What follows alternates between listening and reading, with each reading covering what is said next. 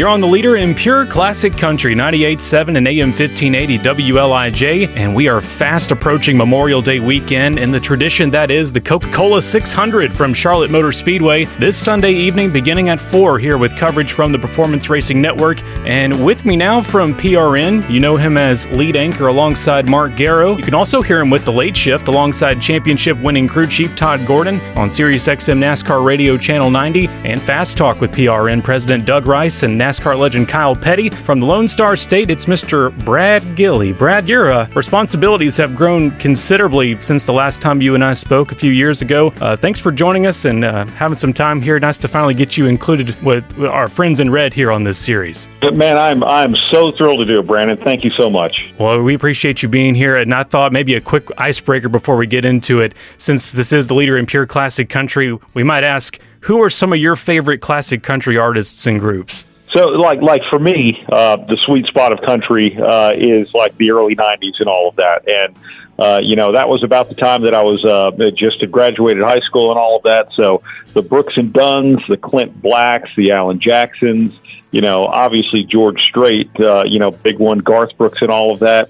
That whole era of country music is like really a sweet spot for me. I'd say you're right there with a lot of other folks, and especially here at WLIJ, that's where we live most of our time there. I think it's just my age, though. I like to dip into the 2000s and late 2000s and things like that, and, different strokes, but the 90s is definitely a great place to stay there. We thank you for coming here on WLIJ. Again, a big weekend here coming up. I'd like to dip in maybe to part of your career. You spent more than 2 decades working in motorsports, and all starting there in 1998 at Texas Motor Speedway. Could you walk us through that career road that sort of laid the path to where you are today? Yeah, absolutely. In college, I worked for our school radio station and a country radio station in Huntsville, Texas, and loved it. And then after college, I actually started working in rock radio in Dallas-Fort Worth at a radio station called The Eagle, and I did that all throughout the 90s. But I've always been a motorsports fan, and don't get me wrong, love to brag on the Dallas Cowboys when they do well. Of course, that hadn't been since like the 90s,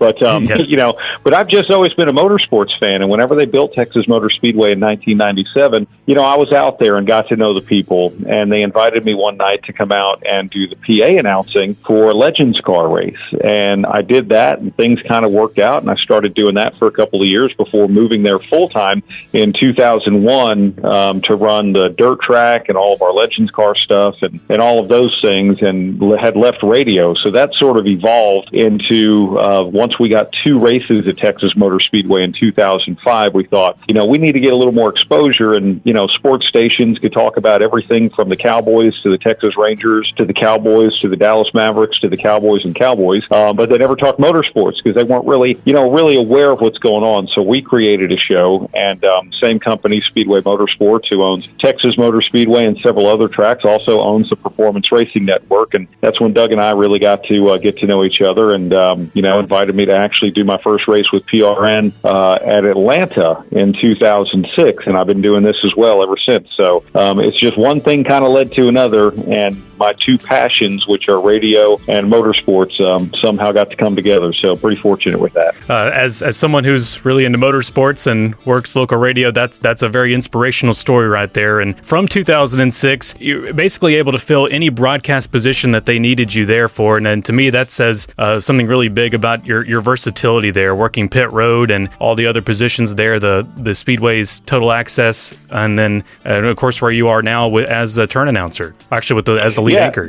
Yeah, and it's great. Like, the way we broadcast races is a little different than the way, say, games are broadcast, where you have an anchor and an analyst and maybe a sideline reporter. We just have a lot more territory to cover, and our sport can constantly move. So all of the different positions, I always look at it as just a different way to tell the story. If we're working up in the turns, then there's a lot of play-by-play. Here's what's happening with the racing. If you're working down in the pits, you get to tell the story from the huddle, essentially. Here's what the race teams are doing. Here's what they're strategizing. visualizing. Here's where their day has gone wrong or has gone right. And then anchoring, it's a lot of the play-by-play. It's a lot of telling the story. It's a lot of bringing all of those positions together and really making sure the listener feels like they're actually at the racetrack and they can visualize in their head what's going on and they can understand what's happening and why if someone's having a good day or a bad day. So every single one of the positions we have is so much fun to work, and it's just a different way of being able to help bring someone to the racetrack. And it really does translate over to how much fun you guys are having and just painting the picture of the race. Do it so well there at PRN. In addition to your on-air role, you also serve, of course, as Director of Programming and Affiliations, and that's really how we know you here at WLIJ from the beginning when we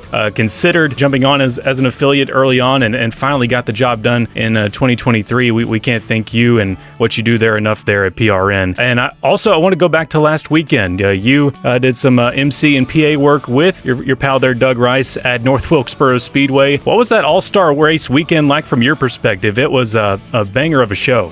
It was, and 2 years ago, I guess 3 years ago now, 2 years ago, whenever they reopened North Wilkesboro Speedway for the first All-Star race that they had run there was such an energy. There was such it was like an intangible thing, but you felt it when you were there. Everyone was there to have a good time. Everyone was buying all the souvenirs. They wanted to be at North Wilkesboro. They just wanted to experience the track. And, there are a lot of tracks that have that in the sport. A lot of times it's about what happens on the field of play. But North Wilkesboro is one of those that you go to just to experience North Wilkesboro. And last year we went back for the second year, and it was the second year. It was new pavement and all of that. But this year, I don't know what it was. It's just hard to explain. Like that intangible thing was just there in a big, big way. And no matter where you walked, whether it was in the fan zone, sitting in the grandstands, waiting in line for concessions, whatever it was, there was such an energy there that was so much fun. And then it didn't hurt that we saw amazing racing all weekend long, from the Cars Tour to Modifieds to the Truck Series and the All-Star race. I mean, watching drivers just run side by side, lap after lap, trading the lead, banging doors and fenders and all of that. And look, Joey Logano is our champion and the defending winner. And he's a very popular driver. He's also polarizing. People love to hate Joey Logano. So when Christopher Bell, who's literally one of the nicest people on the planet, moves Joey Logano out of the way, the crowd went wild. I mean, you could probably hear him 3 counties over. It was just such a cool thing. You couldn't have made that night better even if you wanted to. It was just a perfect storm there. And it seems like North Wilkesboro is quickly becoming, well, I think it probably already has been, the Fenway Park, really, I guess, of NASCAR. It's that neo-traditional place where we can come back and have that going back to the old aesthetic with how things currently are. We'll move there from North Wilkesboro to the weekend at hand here, the Coca-Cola 600. Man, it's often referred to as the temperature gauge for how a driver or team season is trending. And usually if you ask one of you guys on Sirius XM, how do you think a certain driver is? Sometimes the answer is, well, we'll wait till after the Coke 600 before we make an assumption. So going into this weekend, we'll go ahead and look at that radar before we get to the end of the weekend. Who are your haves and have-nots you've been talking about lately? Christopher Bell started the season. He won 3 races in a row pretty early, and then I wouldn't say they fell off. They just got a little softer. But as soon as he does that, here comes Denny Hamlin winning a pair of races back-to-back. And Kyle Larson's been to victory lane now multiple times this year. I mean, I think those 3 drivers are the ones who have really stepped up in a big way. And you still have other winners like Joey Logano and William Byron.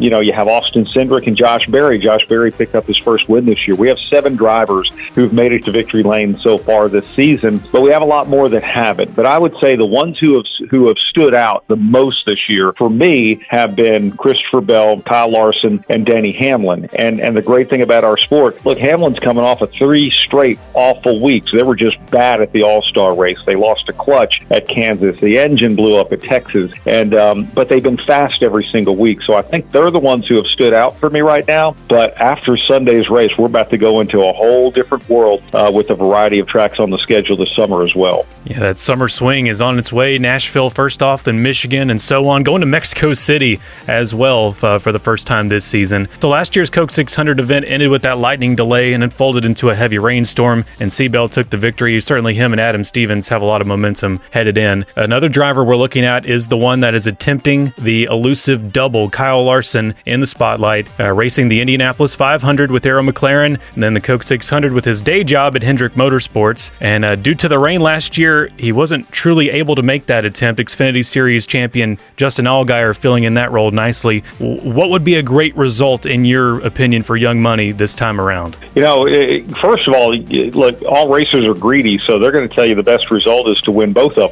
them, sure. Which I love. but realistically, I mean, I think you almost look at this in steps. Number one, just finish all the laps. Run the 1,100 miles. Say you accomplish that. But as part of that, if you could finish top 10 in both events, I think that would be a pretty big thing. They qualified 21st for the Indy 500, but this is a race with a lot of twists and turns along the way. And you never know what could happen. Last year, he was actually running in the top 10 before getting a very rare for IndyCar speeding penalty on pit road, because they actually have speed limiters on the car. He just came in too hot, and that relegated him to 18th. But then to come to Charlotte for the Coca-Cola 600, he has time. This race is 400 laps. It's run in 4 different stages. A few years ago, they were awful the first half of the race, and then they flipped it around in the second half. So he has time to do very well in this race. But I would say finish all the laps, top 10 in both, and if you have a chance to win one, awesome. If you have a chance to win both, it'll be so unprecedented in the world of motorsports, and that would just be a great story. It really would. I don't think anyone's denying he has a major chance to win one of those two. It's Christmas Day for a motorsports fan, Memorial Day weekend. We get the Monaco Grand Prix in the morning, our time here in the States, the Indianapolis 500 midday, and then you end the day in Charlotte with the Coke 600 there in PRN's front yard, I guess you could say. Lastly, we'll talk about Charlotte. You know firsthand, Brad, how intentional and how awesome a job NASCAR does at honoring our nation's military. And NASCAR is the best sport in the country, actually, when it comes to honoring Memorial Day. And in my opinion, it doesn't even come close to other sports. If you could describe what that experience is like each year there at Charlotte. It's chills, and it's chills in several different moments. The military does a really cool pre-race show, whether than flying in Chinook helicopters, and you have soldiers rappelling, from them and climbing back up into the helicopters, whatever it is, there's always something. They've staged mock battles and different things like that with explosions and all of that. I honestly don't know what they're going to do this year, but it's a great display of what the young men and women who serve in our military are capable of in defending our freedom and defending our country. And that's a really neat moment. Another really neat moment is when they play taps. I mean, this is Memorial Day. This is a time to honor and remember everyone who's given up that ultimate sacrifice and their family. And when they play taps, it's chilling. But halfway through the race, after lap 200, 300 miles, when they take that stage break, all the cars are going to come onto pit road. They're going to stop. They shut off their engines, and we observe a moment of silence as well. And again, just the I don't know how to describe it. What's in the air? It'll bring a tear to your eye. It is such a special moment, and it's a great thing to do. Plus, every single driver on the windshield of their car, they're not carrying their name. They're carrying the name of a fallen service member, and their families are at the track, and they're trying to drive into victory lane, not for them, but for that service member. And that's a really special thing that they do as well. It's a tradition there at Charlotte I hope goes on for long after we're all gone. I mean, it's just a very special thing there for Memorial Day weekend. Brad, thank you so much for being with us this weekend before the Coke 600. We hope you have a great call there from Charlotte Motor Speedway, and then hope to talk to you for next weekend when we get to WLIJ's home track there at Nashville Super Speedway in the Cracker Barrel 400. Those campfire meals are back. I see you were able to enjoy some of that as well. What's the taste test like on that? Oh, my gosh. It's amazing. So they had a chicken, they had a beef, and then they have the shrimp and sausage. And I'm going to be honest with you, that shrimp and sausage one for me, that is some of the best tasting sausage I've ever had. Every single one of them was good. And look, I'm a big Cracker Barrel fan. Like, little known fact about me, I've been trying to hit at least one Cracker Barrel in every single state and I've been doing this for like years. Oh, yeah. Every single state where there is one. And, like Bristol weekend, I always used to have my Cracker Barrel right there at the exit where between Bristol and Knoxville, where the Bass Pro Shops is, and you go to Pigeon Forge and all that. Mm-hmm. Like, I literally have my stops. So for this race to be sponsored by Cracker Barrel and to be right there in their home in Lebanon, Tennessee is just awesome. It's a match made in heaven, man. We'll talk about it next weekend here. But until then, the Coca-Cola 600 Memorial Day weekend, it is this Sunday evening at 4 with coverage with the Performance Racing Network here on WLIJ. And Brad, once again, thanks for coming on, and we wish you the best weekend. Yeah, thank you so much. Always great talking to you.